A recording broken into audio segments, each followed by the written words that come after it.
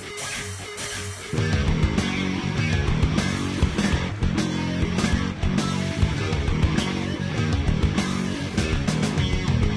everybody, welcome to the Daily Muddy. I'm Ashley Conrad. Joining me today, Sarah Kramer, and one of my favorite people ever, Mackenzie Kammerer. Welcome, ladies. Thank you. Yes. So, okay, they're very stoked to be here. I know you can't tell, but they cannot wait to start talking about this. Okay, so we're here. You're here on behalf of the Early Childhood and Family Center here in Quincy. We're here to talk about a unique opportunity, which is space.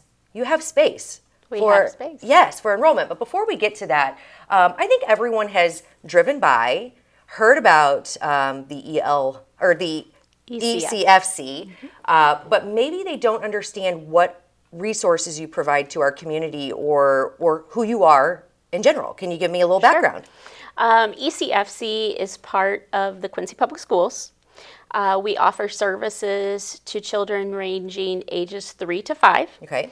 And resources, one of the things, we are there to give the children a strong foundation before they enter school readiness, but truly we are there to provide lifelong readiness. It's not just for the children, it's for the families as well. Sure. So one thing that people in the community might not realize is that when you enroll your child at early childhood, they are either participating in Preschool for All, Head Start, or early childhood special education programming. Okay. And with each of those programs, we have family support specialists, and they are assigned to the classroom.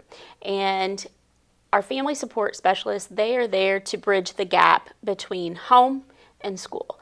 So part of their role is to educate, provide resources, guide, not just provide, but assist our families in finding and accessing community resources that they might need, whether it's for health, whether it's coming to our parent education programs that we have at early childhood. But we are there to support our families along the 2-year journey that they're with us. Sometimes it's 3 if their child participates in our early childhood special education program. Okay.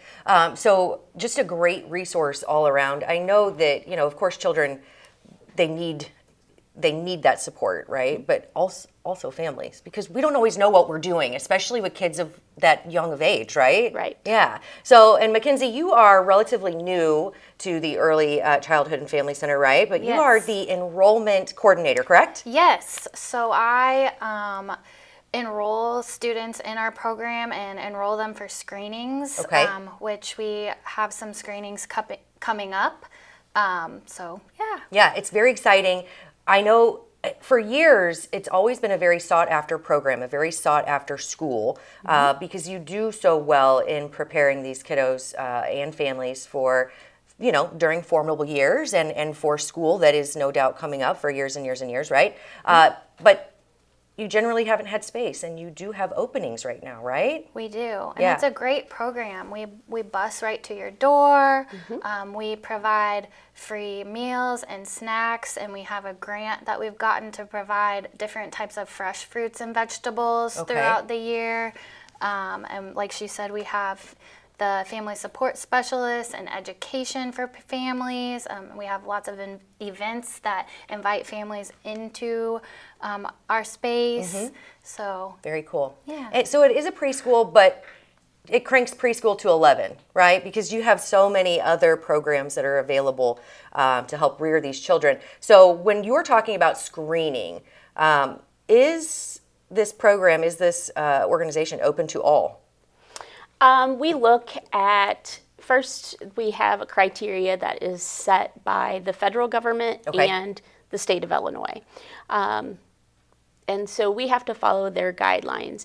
And primarily our Head Start population that we serve and our pre-K population, there has to be risk factors. Okay. And so risk factors might be one of their parents is in the military. Okay. Parents' education, level of education. Might be twins. Yeah. Okay. So it's not necessarily, when we talk risk factors, it's not necessarily, let's say, autism or developmental concerns, right? It could be, there's a host of other risks, I guess, right? And the screening helps you kind of go over those with the families. Is that right? The families will identify, we have a list of criterion, and the families will mark which criterion or risk factors they feel they may fall under. It could be a recent death in the family, Okay. even. But they mark that, and then we use the Dial-4 screening to be able to assess where our children are at, motor, concepts, and language development. Okay. And so then we use that data to say, hey, do they qualify for our programs off of maybe developmental milestones that they haven't met yet, or we need to work on. And if there's an opening and they qualify, they're given a point system, and so we always take the highest points next on our list and work our way down, but it is off of their dial screening score and then also the risk factors that the parents mark. Okay, so dial real quick, because my nephew went through this, and it was just really neat to see how the screening takes place and to kind of gauge where they are, I guess, on whatever what'd you call it? The Dial-4. Dial-4, yeah. But he had different risk factors. I mean, he was diabetic, so I don't know if some of those things are still coming into play, right? It was just really neat to see how you screen and watch these little kiddos, and then he went through preschool there, and it was incredible, and it prepared him very well for kindergarten.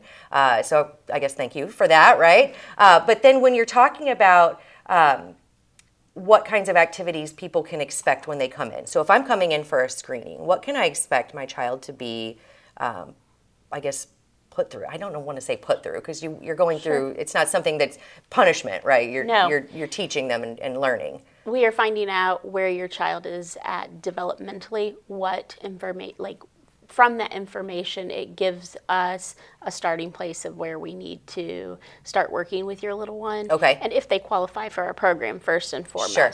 So the first step is the parents gather all of the information that we have to collect to meet the requirements of our grant. So any family coming in, they need to make sure that they have their birth certificate, Okay. physical, immunization record, and dental. They also need to bring in 2 forms of income verification, as well as it's very important that they live in Quincy Public School District. Gotcha. Because we are part of You are Quincy part of Public that. Schools. So Okay. they have to show proof of residency. And that's the first step for the parents. When they walk in our door, they go up to the second floor and they'll meet with Miss McKenzie, Miss Denise Moore, and our screening team, and the parents will take care of their portion while we take the little, and they will meet with our individual screeners. It's a really friendly, relaxed environment. Where they will ask them, it's more of like a game Okay. format. Sure. It's play. Okay. Using the standardized instrument.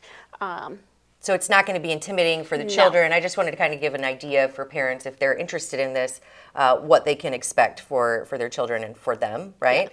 And you do have these screenings coming up, right, Mackenzie? Yes. Okay. We have one on the 24th open. Okay. So call into the school so that you can get on the schedule to be screened if you have a child that is from the ages of 3 to 5. Okay. At 5, as of 3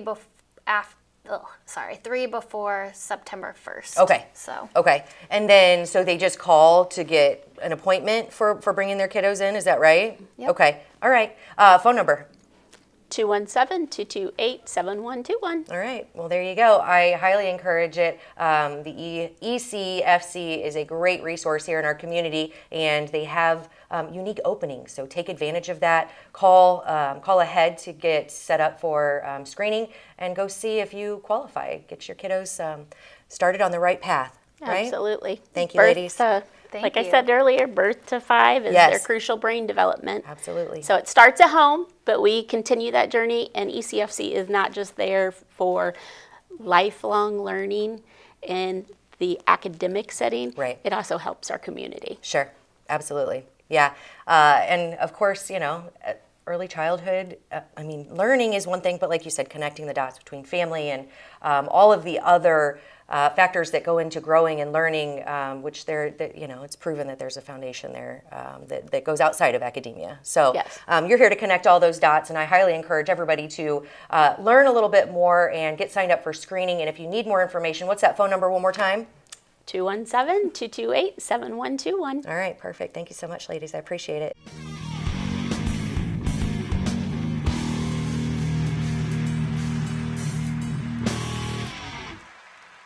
Coming up next, I sit down with Lindsay Ertl and Rachel Raleigh with QPS Foundation. Stay tuned. Utopia is now open every day from 10 a.m. till 10 p.m. and till 1 a.m. on Thursday, Friday, and Saturday. Chill out with a craft cocktail or an ice cold beer. And Utopia's got the latest gaming machines with big jackpots ready for you to win. Need the perfect spot for your next celebration? Utopia features a beautiful event venue, available now for parties, reunions, and private events. So come see what all the buzz is about. The drinks are cold, the space is hot, and Utopia is ready for you. Instant Replay is your local sports bar. With 18 big screen TVs, we have all the sports packages from college games to pro games. We offer daily drink specials, and come check out the Bullpen, our newly renovated beer garden. Instant Replay, 2739 Chestnut in Quincy. Welcome to the Abbey, a Quincy tradition. With 6 big screens, a new larger kitchen, and now more seating capacity, the Abbey is the place to be before, during, and after the big game. Come enjoy fan favorite appetizers, steaks, burgers, and a variety of daily food and drink specials. Can't join us? Carryout is available too. Now with a convenient drive-up window to better serve you. 1736 Spring in Quincy. Opens at 3 p.m. Tuesday through Sunday. Come join all your friends at the Abbey, a Quincy tradition. The Liquor Booth is your home for a huge selection of beer, wine, and spirits. The Liquor Booth has 2 locations in Quincy, 3520 Broadway and 1500 North 12th Street. The Liquor Booth, where it's always happy hour. Welcome to Cedar Club, Quincy's favorite local bar. A friendly corner bar with a laid-back atmosphere and affordable drinks. It's the perfect spot for a great time. With entertainment galore, including shuffleboard, golden tee, pool, foosball, and winning gaming machines. Cedar Club's latest edition is the best spot to catch your favorite game. Great drinks, great friends, and great times. Cedar Club, 20th and Cedar in Quincy. Welcome out to Kelly's on Broadway tonight. We're drinking cold beer and it feels so right. I'll meet you out on Broadway underneath Shamrock Light. We're gonna have a good time on the patio tonight. There's a party down at Kelly's on Broadway tonight. We're drinking cold beer on a champagne night. We're feeling all alone and you got no place to go. So come down here and drink a beer on Kelly's patio. Kelly's a fun place to eat and drink. 2902 Broadway. And welcome back. Joining me now, Lindsay Ertl, president of QPS Foundation, and events manager Rachel Raleigh. Welcome, ladies. Thank you. Yes. Thanks for having us. Okay, so I'm really excited to talk about this. It's a night to dream big, which of course I think unless you're living under a rock, you've heard of that. Hopefully. Right? It's a big fundraiser to help support our Quincy public school system. Tell me a little bit about where the idea came from for a night to dream big and what, I guess, primary cause. I was going to say it started back, this is our 13th year. Wow. And so we're starting to, I would say, we're well into it being hopefully something everybody has heard of. It truly got pitched as a idea. I was there for when we were kind of coming up with the idea of it. It was like, you know what, let's do something to celebrate our schools. Right. Our schools do need extra funding, unfortunately. I was going to say we would all like to say our taxes pay for everything that our kids' education should get, and unfortunately that is not the case. Right. And so the foundation tries to come in with the extras. We try to come in with the stuff that helps to get our kids' education above and beyond. Yeah. And so it truly was just pitched as let's get together. I remember the first year it was more or less a sit-down formal, more educational like speeches nonstop, and we have since turned it a whole lot more fun and have added a lot of honorees and things that we just want to celebrate what we're doing in our Quincy Public Schools. Absolutely, yeah, incredible. So it is definitely a night to dream big. As you mentioned, fundraiser, because we do need to supplement those tax dollars. Unfortunately, we all feel like we pay enough, but guess what? Nothing's free, and we need to make sure these kiddos have the best education possible. But along with it being, a fundraiser, you also give back to the people who make up our Quincy public school system. And one of the ways that you're doing that is Staff Choice Award, right? Is that what we're calling it? I want to make sure I get it right. Okay. Yep. And you have quite the list of people on this list. I have no idea how people are actually going to choose. I mean, I know how I'm going to choose, but when you look at this list of educators and support professionals, it's very obvious why they were chosen. It's just going to be not as obvious who the winner is, to me anyway, because there's so many great people. We say it is truly an honor just to be nominated. Yeah. And this is our third year, I believe, on Staff Choice. Third or fourth, maybe? okay, somewhere around there. And every year you're like, gosh, these are all the greatest teachers. And every year it comes around and like, gosh, these are still the greatest teachers. Yep. And so it's very fun. That's to me, one of the most exciting awards that we give out that night. Yeah, absolutely. 100%. And it allows, our internal staffers and those to really recognize their coworkers that are going above and beyond, because they're all nominated internally before we go to external voting. Okay, excellent. So to see the list, do you want to run through it, or do you want people to go somewhere else and see the list? Let's run through it, because I think they deserve all the recognition we can give them. Yeah, okay. 100%. I was going to say, we'll start off at ECFC. You have Kim Stratman, wonderful educator there. At the Baldwin Elementary, third grade teacher Holly Sprick.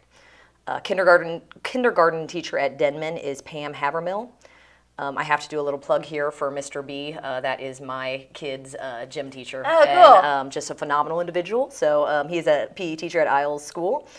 You have Dana Teefy, a fifth grade teacher at Lincoln Douglas. Julie Allen, kindergarten teacher at Rooney Elementary. Paula Bailey, librarian at the junior high school. And Susan Dahlm, English teacher at QHS.